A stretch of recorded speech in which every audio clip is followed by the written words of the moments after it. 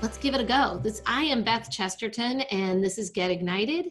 And we are here today with our very special featured guest, Noah Croom. And I'm also joined by Adrian Bracey, who will be a co-host today. I'm going to tell you, we're going to talk a lot about Noah, and many of you know Noah. But I'm going to let you know about Adrian, who's joining us as co-host. Adrian is a woman who has a very strong background in sports. And when I had the opportunity to interview Noah Croom, I didn't know he'd say yes. I thought, wow, okay, I got a big time sports insider. Who can I call to help me? And I thought, I'm calling Adrian Bracey because I said, oh, you have a Super Bowl ring. She corrected me. She has 3 from her time in the NFL. And she doesn't like to brag, and neither does Noah. So we got 2 people that don't like to brag at all, and I want to brag about them. But Adrian brings depth in sports, and also has a passion for basketball. Now, Noah Croom. We are going to just talk about the man behind the bio. But before we go behind the bio, let's talk a little bit. Noah is going to help us talk a little bit about his experience.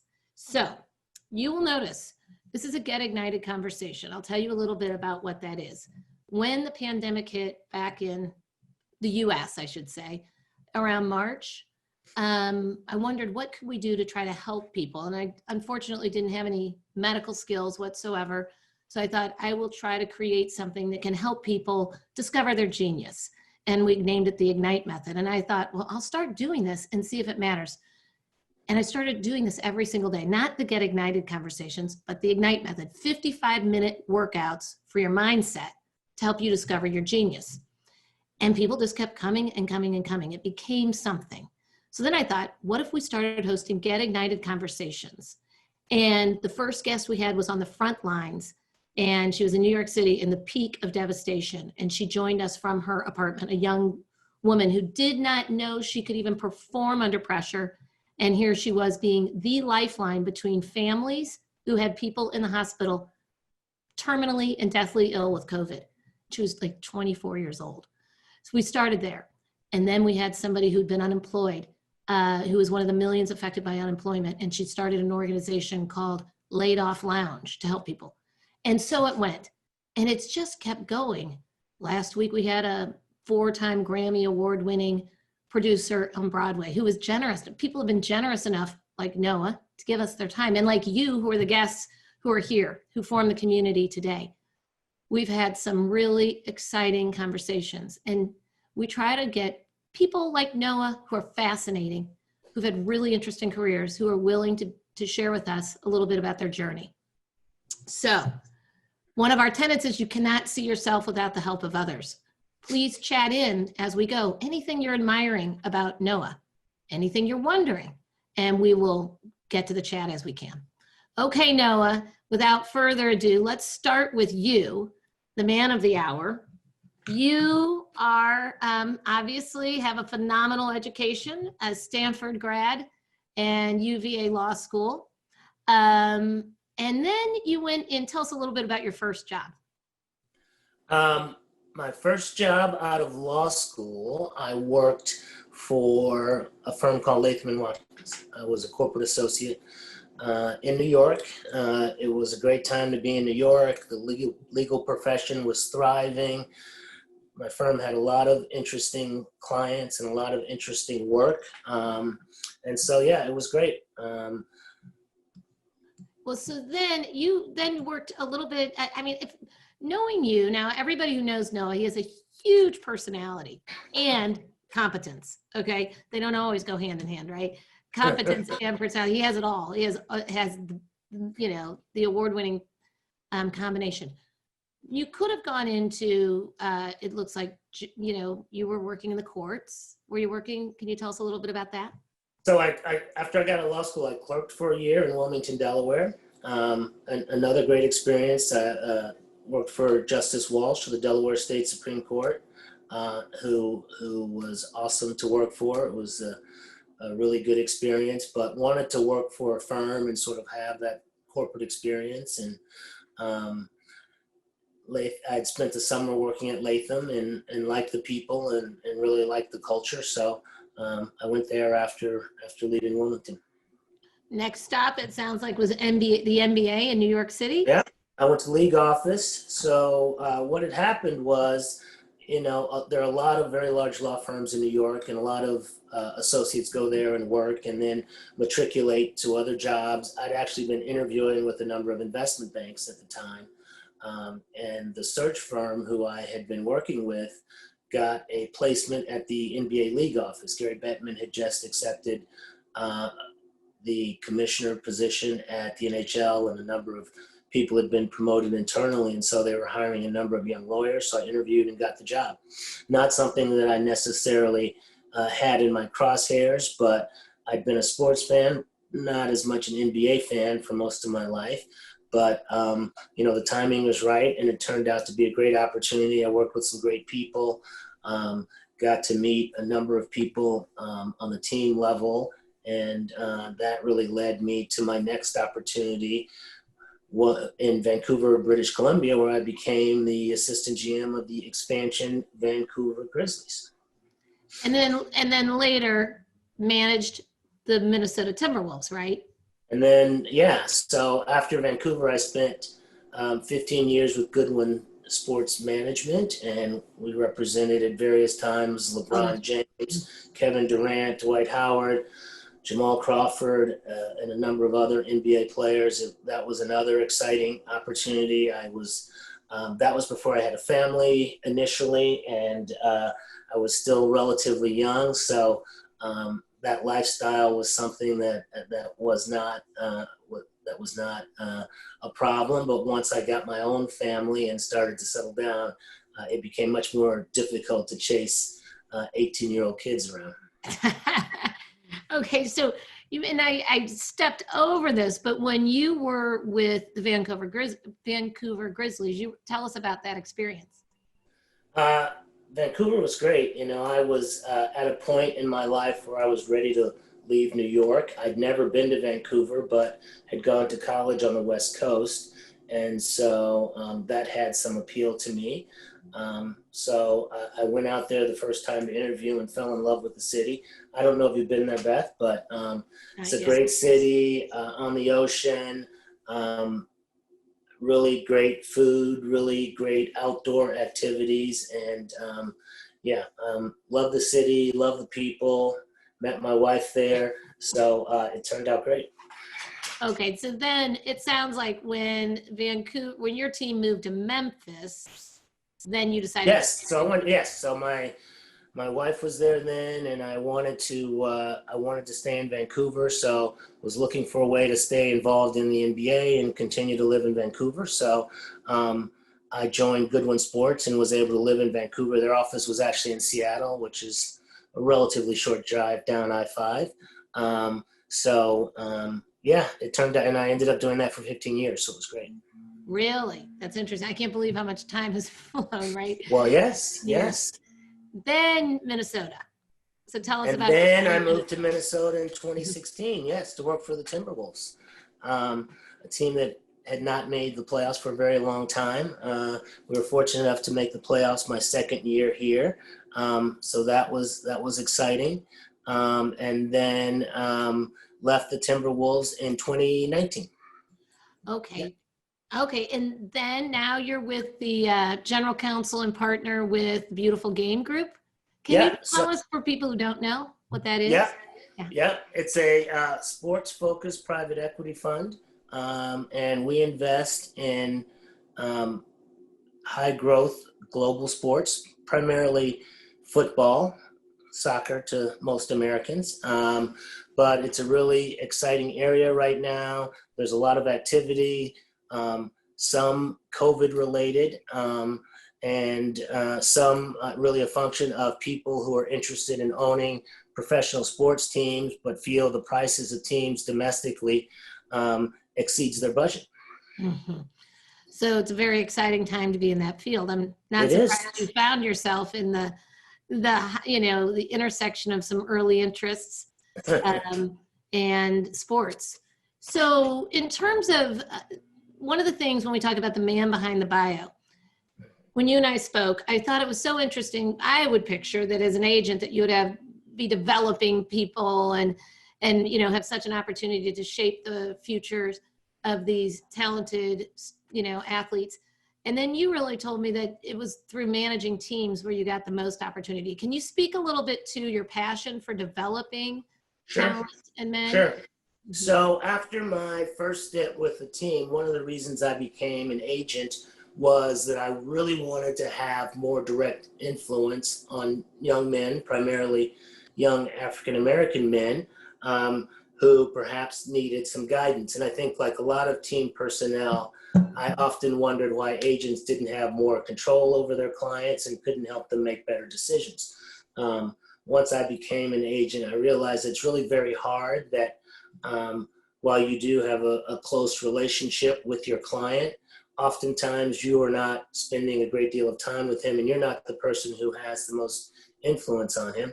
It's the people in the locker room with him, the people who are working in the organization, who really spend time with them and get to know them and have the most influence on the decisions they make.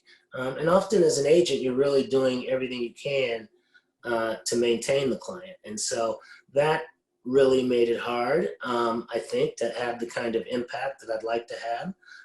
I will say that, now that I'm not an agent and many of my former playing clients have moved on to post-playing careers, I feel like those relationships have been really good and positive.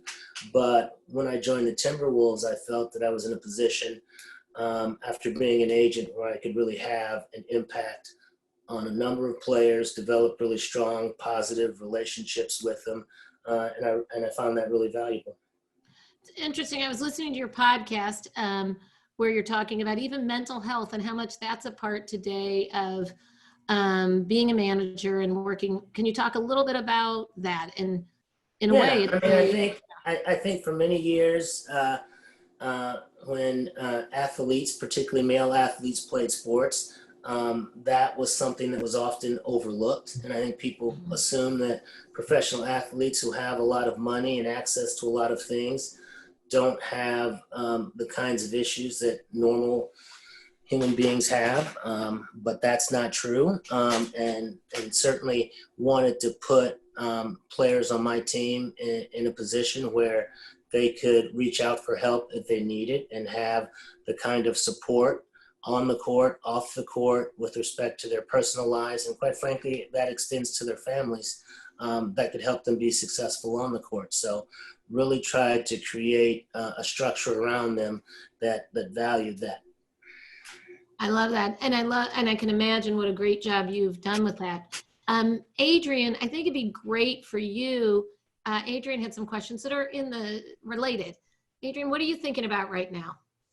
Well, Noah, I think, number one, I do love basketball. However, football is my number one love. Understand? Yes. I love football too, by the way. Yeah. Well, we love sports, and my husband, who's on this Zoom as well, he's a huge basketball fan.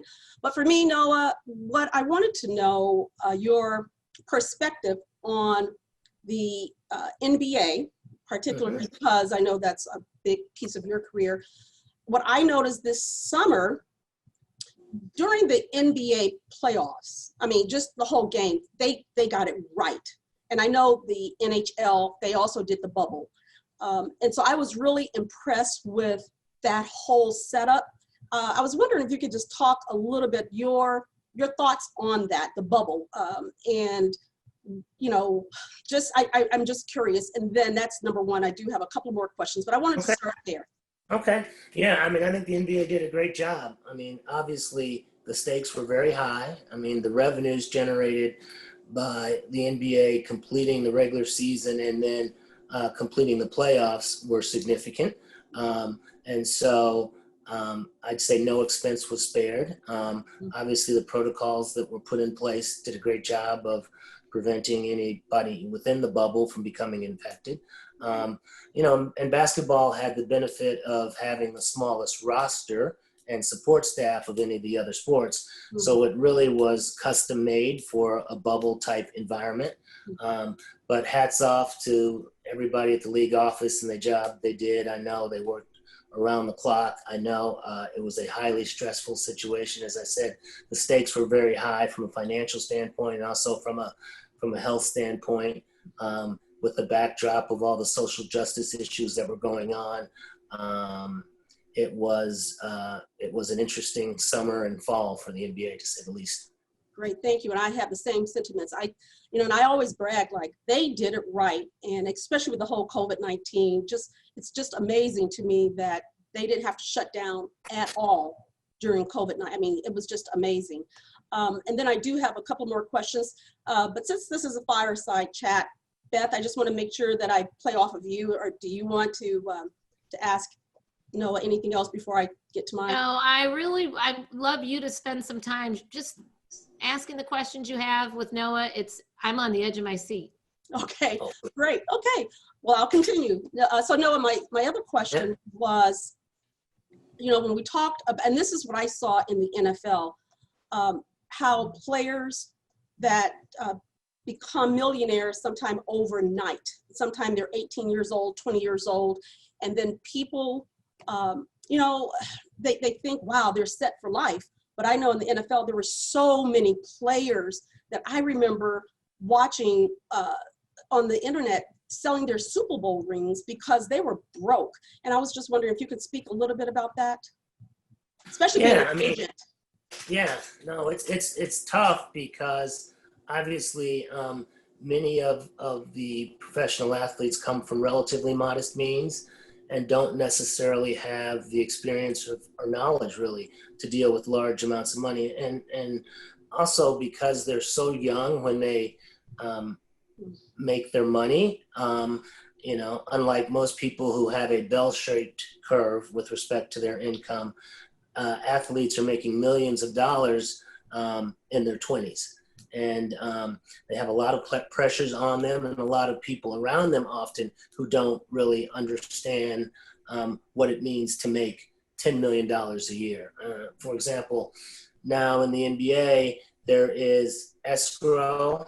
So, and because of COVID next year, that means that the league teams could withhold as much as 25% off the top from a player's paycheck, taxes, agent fees, union dues. So the player's stated salary is a far cry from what he actually receives. So it becomes very hard, and players often feel that they have a certain image to maintain, which causes them to keep up with their teammates who may be making more money. So there's a lot of pressure. And the league has instituted a program that helps the players understand how to manage their money, and players have gotten much more sophisticated when it comes to investing and have hired sophisticated advisors to help them. But in some cases, it's very hard for the people around them to protect players from themselves, quite frankly. Right, and did you have that opportunity? I know you worked with the players, and did you have that opportunity to help them in that respect, the financial piece? Did you provide? Yeah, it's tough when you're an agent because, since I was a lawyer, I was very concerned about conflicts, and so didn't necessarily want there to be any real or perceived conflicts. So if players asked me for advice, I certainly would direct them to people who were in a position to give what I thought was qualified advice. But, it's a very delicate line you have to walk as an agent when it comes to players and their money. Yeah, you're so right. I remember when I was with the Rams, I brought in a speaking series, like a speaker series, and I brought in some group to speak. And what I always look for, not really the sales type person, but more of the educational person. So I would go to colleges or universities like Washington University to bring in someone who could talk to the players, because I didn't want the players to feel obligated to go after that financial advisor and then they come back and say, oh, well, the Rams, it's because of Adrian that Exactly. all my money's gone. So I totally get what you're saying. It's a fine line, liability-wise. Sure. And so then I do have one other question before I turn it over to Beth. Thanks, Beth, I appreciate it. So the YWCA's mission is eliminating racism and empowering women. So the eliminating racism piece is really important to me as the head of the YWCA with that mission of eliminating racism. And so we've implemented several programs within the city of St. Louis to address the racial injustice that's going on, primarily in St. Louis. So my question to you, for you, in your opinion, on the basketball, the NBA, I was so impressed with how they allowed the players to be themselves around the racial, players, coaches, and if you could just talk a little bit about that, and especially, I believe it was the day that Breonna Taylor's when the police officers did not get charged or what have you. And during the playoffs, I remember the players walked off of the field. And I watched the whole game because I'm from Miami. My team was is the Miami Heat. So of course I have Congratulations, they had a great season. So, but just wanted to throw that out. I think that the NBA did a great job of allowing the players to use their time in the bubble as a platform for them to express their opinion on really any matter. But obviously, social justice was at the forefront of everyone's mind after what happened this summer. Adam has been a big supporter of the players and their rights to express themselves. I think the NBA has been at the forefront of most leagues. They obviously have the largest number of African-American players, so it's probably not a coincidence. But they have been at the forefront, and I think one of the reasons that this feels like a real movement now is that sports in general and basketball in particular has kept it alive and has kept it at the forefront of everyone's mind. It'll be interesting to see what happens over the next few months when basketball is dormant and players are not playing games and they have to find other means to express themselves and other platforms to advocate for social justice. But I think social justice as a part of sports is here to stay, particularly in basketball. But I think that's a positive. I think it's, obviously as a minority group, sports is one of the few ways where I think African Americans in particular can have a large impact and communicate with society at large. Great, thank you. Because that's exactly how I feel. I feel that they have the platform, and I'm just so grateful to see what I'm watching with LeBron and some of the other leaders take that stance. And but that walkout was amazing. I could not believe it. It's like they just shut it down. I'm ready for my husband. We were like, okay, we're ready for the next game. Boom, no more games. And so I think you're right. They do have the platform. So we'll see what happens over the months to come. Hopefully, it'll be interesting. It'll be interesting. So thank you. I'm going to turn it over to Beth. Thanks for joining us. Well, thank you, Noah. Well, Adrian, I want you to stay in, but one of the things I think that you had mentioned in our conversation was you thought this was a true opportunity to catapult things forward for racial justice. Mm-hmm. And can you speak a little bit more on your opinion about that? Oh, sure, yes. Well, like I said, YWCA's mission is eliminating racism. So I think this is an opportunity for education for people who are not familiar with the history of slavery and the history of racism. And I think the best thing we can do is learn, educate our white allies.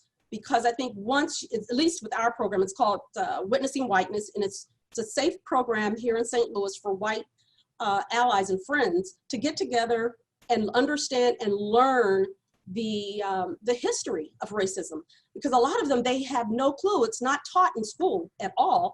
And unless you are in a safe environment, you're not going to go around and ask. You don't even know what to ask. So this program really helps our white allies to become educated, because once they're educated, then they can then help fight for racial equity. And so I think it's important, and I think we're in the thick of things, and of course we need everyone to buy into this. This can't just be siloed. Everyone on this call, everyone on the Zoom, we must all work together to bring equity, because it's about equity for all people. We're all Americans, and so that's what we're all fighting for. And so, Beth, that's why I'm so excited to see the players, and particularly the NBA players, the way they came out with the Black Lives Matter. I'm just really thrilled, and I'm hopeful. And it won't be in my generation. It may not be in anyone's generation on this Zoom, but I really believe our young people, I'm talking this teenagers now, they're getting involved with the movement. What I saw during the whole George Floyd and throughout the whole summer of these young people taking a stance, it blew me away, and I'm just so excited. So I'm excited to see that. I believe there is going to be some movement. I just don't know what will happen in my time for change, for policies to change, police reform and so forth, but we're going in the right direction. Well, first of all, thank you so much, Adrienne. I want you to chime in as you feel like you want to chime in. And I want everyone who's listening on the call to please chat in your questions or what you're admiring about Noah, our featured guest. You may have something you want to say to Adrienne. That's great too. But along the line of what you're saying, Adrienne, is there a virtual version of this program that people who aren't in St. Louis could participate in? Yes, actually, we had no other choice but to launch Witnessing Whiteness virtually. Unfortunately, as you can imagine, with the demand, we have a waiting list because we only offered it. It's a course that's 10 weeks long, and it's 2 hours a week. And we typically have 10 groups at a time with about 10 people in it because we wanted to stay small. But because of the demand, we now have 20 groups going on right now with about 20 to 25 people in a group. And we're already, so it's great. And what I'm hearing, Noah and Beth, is that our allies, our white friends, they come out just blown away, like, oh my God, I had no idea. No one told me. And so we now have advocates for eliminating racism. And if you're interested, you could just go to the website, YWCA, YWCA STL for stlouis.org, and you can get more information on Witnessing Whiteness or any of the programs that we have. But the Witnessing Whiteness, again, will happen again in the winter. So we're already full for this semester, and it'll be next winter. And yeah, if you're interested, do it soon though, because they go quickly. Yeah, they fill up real fast. I really appreciate it. And Noah, this brings us to, so Get Ignited, as you guys know, everybody on the call knows it's free. We've never charged for it, and it's been due to the generosity of our featured guests. Now we ask them to share with us an organization that they like to support. If anyone is so moved, no pressure, we're going to put the link in the chat. So Noah, tell us a little bit about the organization that I think you're on the board of the organization that you chose. Yeah, I'm president of the board, and it's an organization that, quite frankly, has been adversely affected by some of the events here. So it's the Minneapolis Police Activities League. And so part of the effort to defund the police here has negatively impacted it. And so, the other members of the organization, I feel that at no time has this organization been more important in this city than it is now. And that, if the police department is not in a position to support it, we hope to raise enough funds for it to continue to operate and to continue to perform what we consider its very important mission. And so hopefully that will be the case. Hopefully in the next round of budgets, there will be an accommodation made for it. But we are committed to having the organization continue to allow the police department and the city of Minneapolis to have a very close relationship. So. Okay, fantastic. I see here that it's been added to the chat for anybody who wants to learn more about the organization. And I'm not surprised to hear that you are the president of the board, Noah. Not surprised at all. I have a question here. Meredith Bede is tuning in from Arizona, and she says, I love everything about what you're saying. And along the lines of equity, she's wondering about the wage gap between men and women's sports. Do you have anything to say to that, Noah? I think that progress is being made. Obviously, it's been a big issue in soccer and with the women's national team. I know in some individual sports, the prize money for women and men has become much closer. You know, a lot of it is revenue driven. Obviously, the WNBA players got a pretty big bump in salary in the last round of collective bargaining. But the WNBA obviously doesn't generate as much money as the NBA, so hard for those players to be compensated at the same level. But I would like to think that there's a day coming where women athletes will be compensated at a commensurate level as men. Excellent. All right, now changing gears a little bit, can you talk a little bit about all the activity purchasing the professional football and soccer, you know, or aka soccer teams around the world? Sure. So again, COVID, I think, while it has been a very difficult time for everyone, I think it's also created some opportunities from an economic standpoint. So the organization I work for now is its goal is to invest and build a network of professional soccer teams around the world. And many soccer teams depend on gate revenue for their operating budget. And as you can imagine, when there are no fans, there are no revenues. And so there are really some really interesting acquisition targets and buying opportunities around the world when it comes to soccer clubs. And we've assembled a team of operators that will go in and operate these clubs and hopefully generate some additional revenues. And it's an exciting time. And you know, as you noted, there's been a lot of activity in the space and a lot of North Americans purchasing professional soccer clubs. So how should we be watching these teams play? Where can we watch? Well, I mean, and that's really part of the revenue streams. I mean, you know, Amazon has a deal with the Premier League and has done a lot to build their brand worldwide. They have partnered with a firm called CBC, and it looks like they're going to acquire the rights of Serie A. And so I would look. Those games are currently broadcast on ESPN, but I think there's some changes coming around the corner. So the amount of programming, soccer programming available in the U.S. now has grown by leaps and bounds since you and I were kids, Beth. Yes, I know. It's exciting, isn't it? But that was a long time ago, wasn't it? I know, but you look good. You've stayed young. I don't know how you did that, you know? Oh, about 40 years ago, I'd say. I know, but you've maintained your youth. It must be the great wife you It's married the water. in Vancouver. It's you didn't the have too water. much sun. It's that Canadian water. Exactly. The good food up there.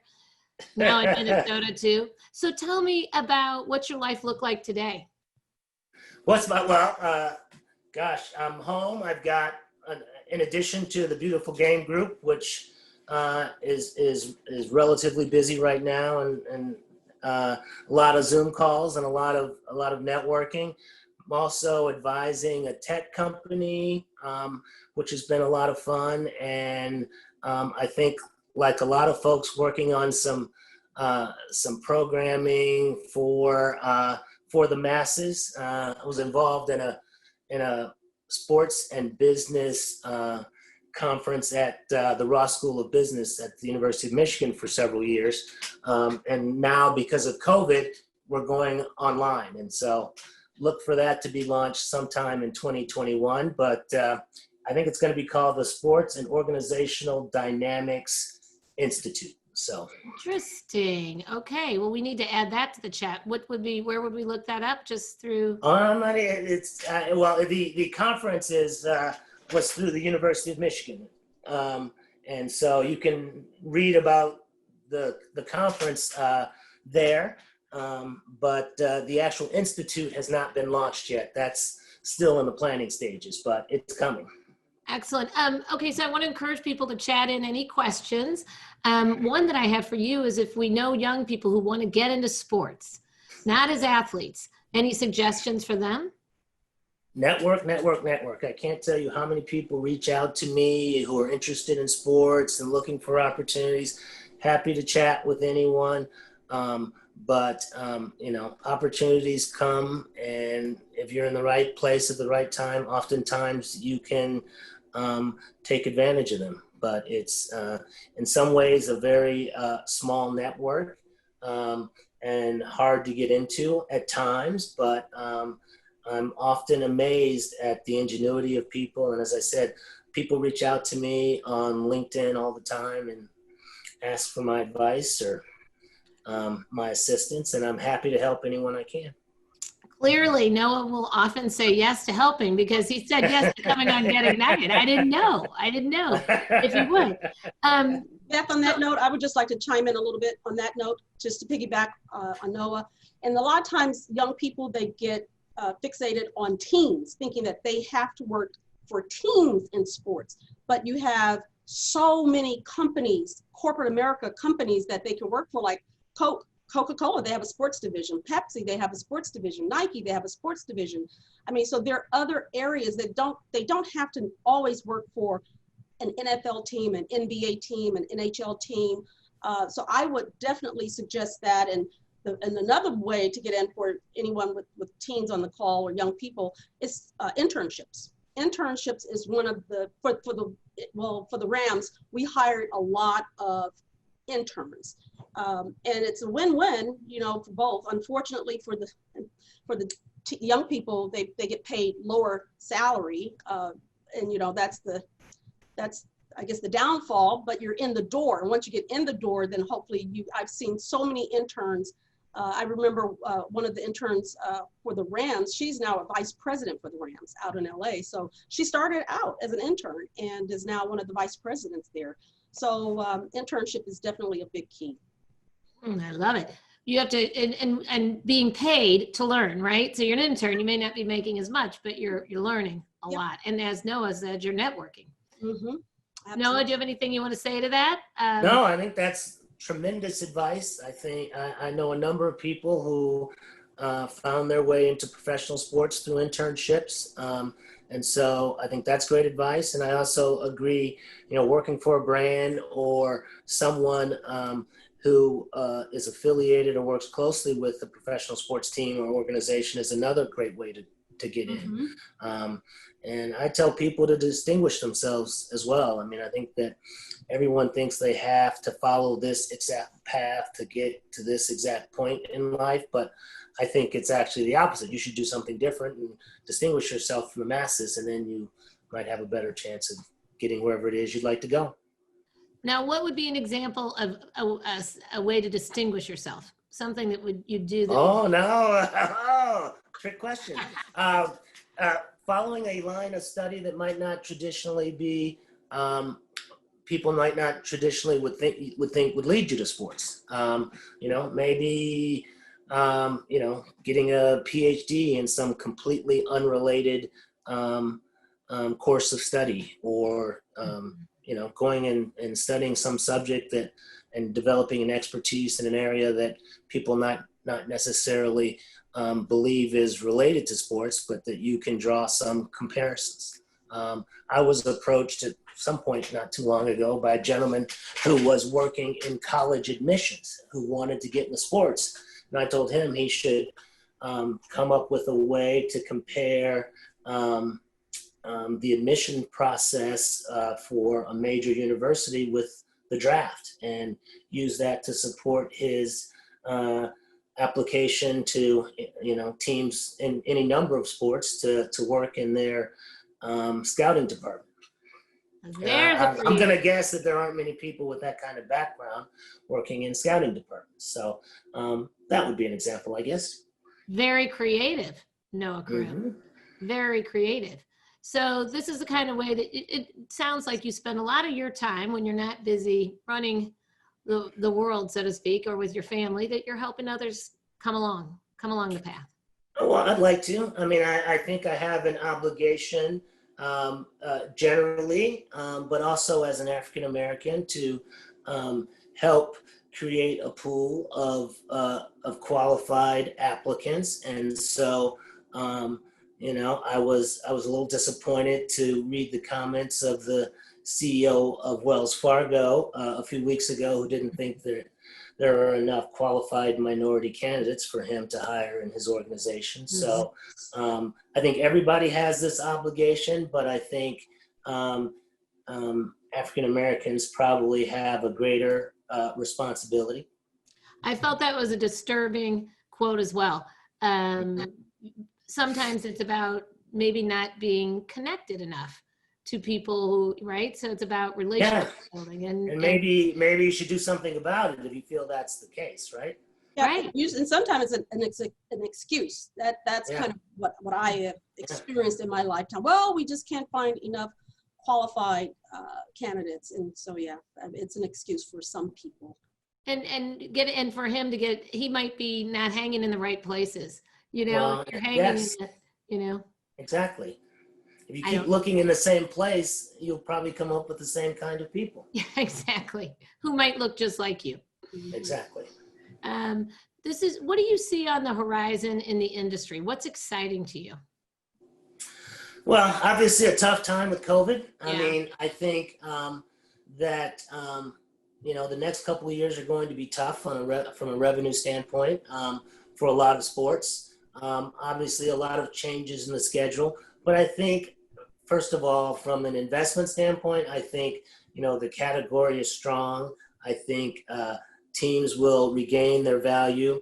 I think some of the changes are probably needed. I think organizations will be smaller and leaner probably for the next period, but they'll grow. I mean, I think we're going to see some interesting innovations as people return to buildings and new ways for fan engagement. And I think there'll be a lot of technology and other things that come out of this that will change the way we view and consume sports and other forms of entertainment.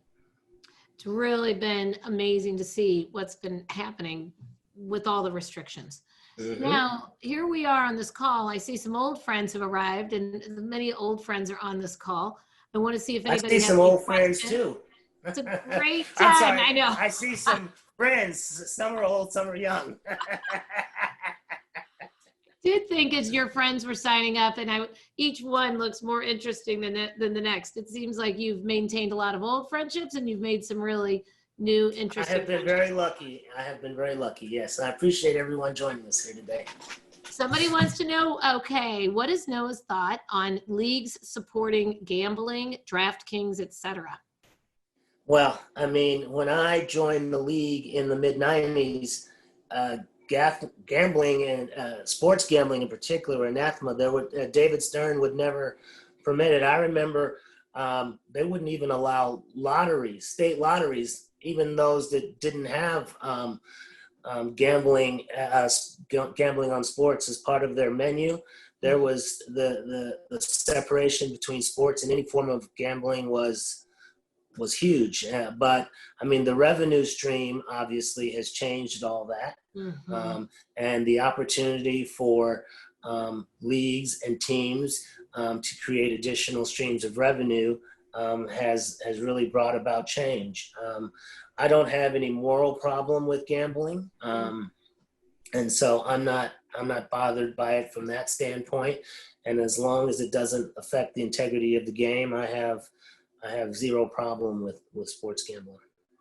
Okay, now here's a different type of a question. What advice do you give to players looking to move into a different career, i.e. sportscasters, and how much opportunity is there for them?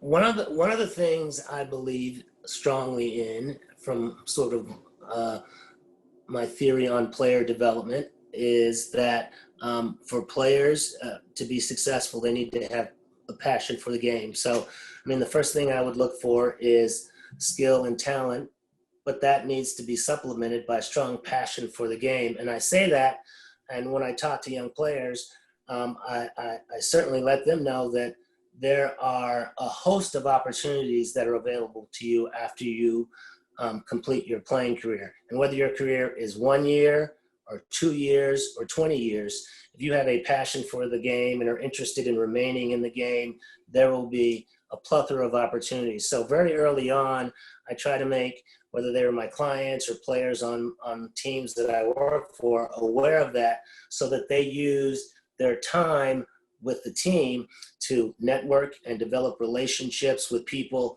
on their team, people on other teams, people in the league office, sponsors. I think, I've had some clients who have taken advantage of those opportunities and have done a really tremendous job of carving out post-playing careers. And I have been asked recently to speak with a number of players who are nearing the end of their playing careers and wondering about what steps they can take to build a post-playing career. And even now, I think in this COVID, I talked to a player. He was a soccer player for an MLS team. Somebody said, "Oh, can you talk to this guy? He's my client. He's trying to figure out what to do." And I said, the first thing you gotta do is get a LinkedIn profile, start networking. I mean, when you're an athlete, you have access to so many people and so many people will talk to you. You just have to take advantage of it. And you may not know exactly what you want to do, but, talk to people at the team you work on. I had a client who played for New Orleans, and he was getting near the end of his career. They allowed him to come in the draft room and sit in on meetings as they were preparing for the draft, which was a tremendous experience. He's a coach now. The Players Association has lots of programs. It's really incumbent upon the player to take advantage of those opportunities, but there are many, many opportunities for players in particular to carve out careers for themselves after playing. It's interesting. I mean, one of the things, anybody who knows you knows that you are always in relationship. Okay. It just comes to you so naturally and relating to others. And it's interesting that so often it comes back to the relationship. When you have the opportunity to meet so many people and you're saying network, reach out, connect. And then when we look at you, and I'm certain it's part of your success, that you just keep these relationships alive, and that when you were an agent, that you really cared about your clients enough that all these years later, they're still coming to you. They can trust you now. I just think remember, it's the IGNITE method. It's about discovering your genius. And that's part of what you do that is so uniquely you. Ron Schulz has a question. Do you feel much of the advanced analytics is to benefit the gambling revenue stream rather than the data to help teams with player development or game planning? I think it's a combination of both, and that's an interesting question. I don't know if you saw, there's an article yesterday about Sports Radar and how much money they were losing on their NBA deal. I don't know exactly where those losses were coming from. I think the NBA did a really good job of packaging their data and selling it, and they protect it extremely well. I was helping a professor write a paper a few years ago, and we wanted to get some data from the NBA, and they would not allow us to use it, even though the paper was for an educational journal and there was no profit motive. So the NBA has done a very good job of selling their data and building up the value. What's done with it after they build it up, certainly from a commercial standpoint, I don't think that all of those opportunities have been exploited completely.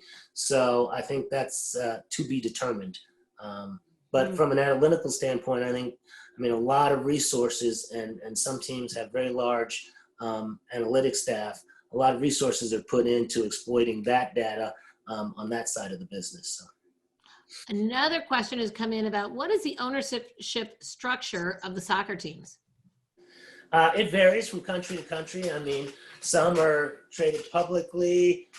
Some have private ownership. The one comment I will make is the growing number of owners from North America. And those numbers are increasing dramatically.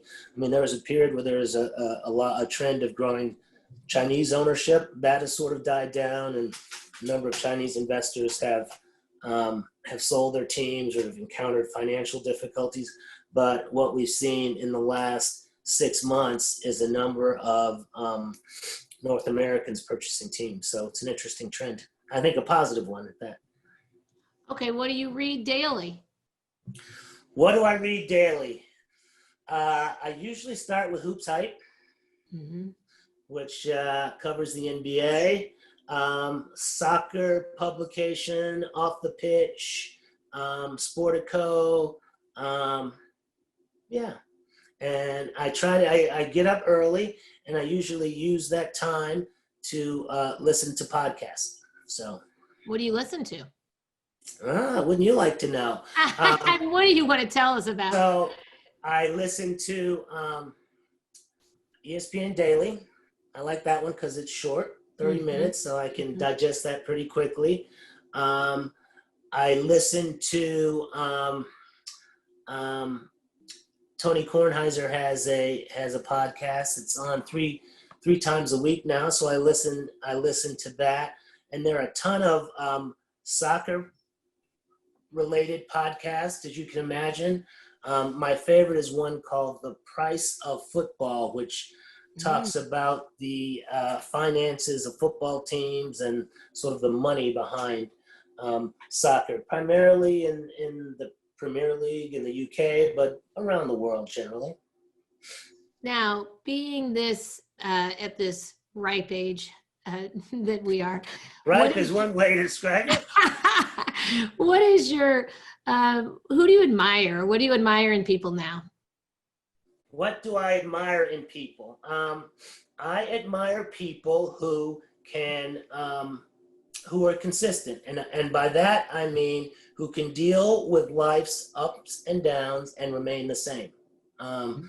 You know, I've encountered a lot of people in my career who, quite frankly, have had trouble dealing with success. As much as you would think people have trouble dealing with failure, I find people oftentimes have more trouble dealing with success than failure. And so I admire people who can deal with both and remain relatively the same.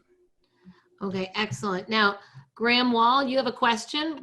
Can you ask your question?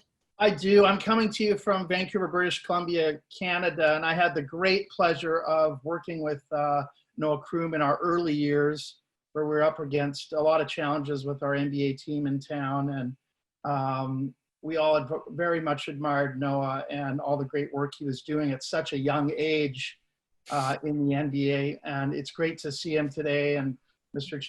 Chesterton and Ms. Bracey. It's very nice to meet both of you through this chat. I guess my question, it's been quite a journey you've had in your career, Noah, and I guess I just ask you the question of, it's been since 1995 to about 2015 that you were away from the NBA. Of course, you were intrinsically in the NBA representing all these great young players and peripheral players. And I'd be really interested to know from your seat, Noah, what how the NBA has changed when you went from assistant general manager in the late 90s to assistant general manager around 2016 and 17, and how your great experience being a player agent gave you new footing in the NBA, and really how the NBA has changed in your opinion during those 20 years. Great question. Thank you, Graham. Thank you, Graham. Good to see you. I didn't realize these were going to be oral questions. I thought they were all written questions.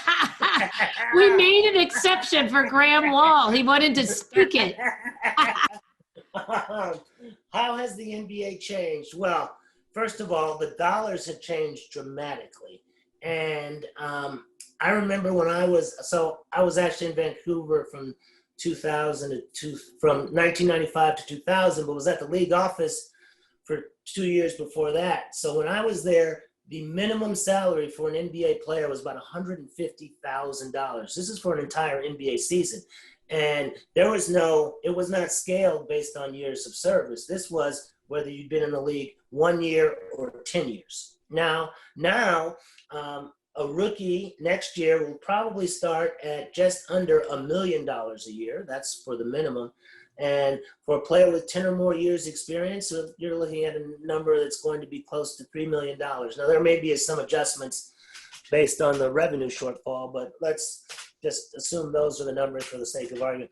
That is tremendous revenue growth. And so as revenues have grown exponentially, I think staffs have grown exponentially. I think teams are much more sophisticated in how they approach the management of the roster, the health and wellness of their players. You know, I mean, Graham, I don't know if you've toured any NBA training facilities recently, but they are state of the art, and that's and much like other sports like football, that's the battleground for player recruitment. It's, you know, how nice is your training facility? How much money have you invested in your medical staff, and what sort of support are you giving your players from that standpoint? So that has changed dramatically. The players are much the same. Obviously, high school players are not allowed to come in currently, and so players must have at least 1 year of out of high school, college, or playing professionally somewhere. But I don't think that has necessarily changed the maturity level. There's still, you know, we're still dealing with very young individuals who are given a lot of money and have a lot of free time. And I think they're just issues that go with that will remain forever. What would you do, Graham, if you were 19 and we gave you $10 million a year? Oh my goodness, I would.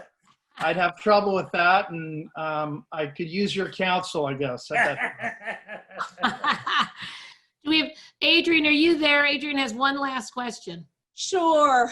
First, I just want to say thank you, Beth and Noah, for this opportunity. It's been great. Noah, my last question is, being from the St. Louis area, what are your thoughts? Are you still involved with the area? Just wanted to know. A little bit. So I think you know my cousin. So yes. I come back to see him periodically, and I have a few other relatives in town, and come back to see a few friends. But my parents, since my parents passed away, I don't come back quite as often as I used to. And my brother lives in Boston, but I still have a very warm spot in my heart for St. Louis and its sports teams and its people. Right, and we do have a new MLS team coming, so. I saw that. Yes, so we're excited about that. Yes, that's exciting. They've delayed it for a year, from what I understand. Yeah, so it's COVID. Were you going to say something, Adrian? No, I said thank you. Okay, as we wrap here, I just want to read a couple of things. Beth Dunbar said, I've been lucky to teach several students who Noah has worked with as their agent, and I was so happy because I knew he was a truly good person who I knew would guide them in the best way possible. He's just the best. Maddie Murphy says, I admire how well-rounded your perspective is, which I assume comes from varied experience. I appreciate his dedication. Well, just moved to bringing about the greater equality in sports and in the world. And Jay Henry said, Noah, Jay Henry, Y-E-H, says, Noah, great to see you. Speaking of the exponentially growing staff, I'm not going to ask the question, but we'll get it later. And I just want to say that Sandy said, I admire how Noah helps people from the young who ask for his advice on LinkedIn to pro athletes. And Allison, I assume this is Hall, says, Noah, you are insightful and inspiring now as you were 40 years ago. Congrats to you and all of your professional and personal success. Noah, it's been wonderful. Thank you. Thank you. Great catching up. So Good much. to see everyone. I appreciate everyone coming on and wasting their time listening to me talk, but thank you very much. Everybody has loved it. We have so many people asking, thanking you here. And I want to say there will be a podcast up and we will put it on social media at the Ignite Method on Instagram and Facebook and through Ignite Method Coach. And we may have a few fun video and audio clips as well to share when we get Noah's blessing. Thanks everybody for being here. This is Get Ignited. Come back 5 p.m. on Thursday Central. And Noah, Croom, thank you for your time and your perspective and insight. It's been wonderful being with you. Thank you. Thanks, guys. Appreciate it. Thank you, everyone. Take care, guys. Bye-bye. Good night.